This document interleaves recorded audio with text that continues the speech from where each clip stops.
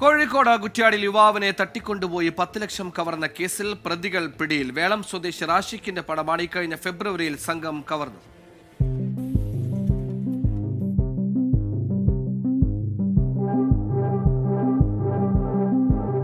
ഫെബ്രുവരി 29-നാണ് വേളം സ്വദേശി റാഷിഖിനെ കാറിലെത്തിയ സംഘം തട്ടിക്കൊണ്ടുപോയി 10 ലക്ഷം രൂപ കവർന്നത്.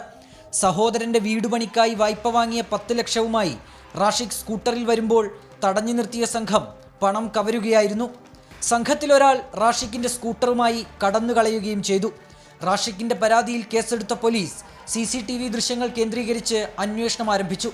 പിന്നാലെയാണ് ബുധനാഴ്ച രാത്രിയോടെ സംഘത്തെ പോലീസ് അറസ്റ്റ് ചെയ്തത്.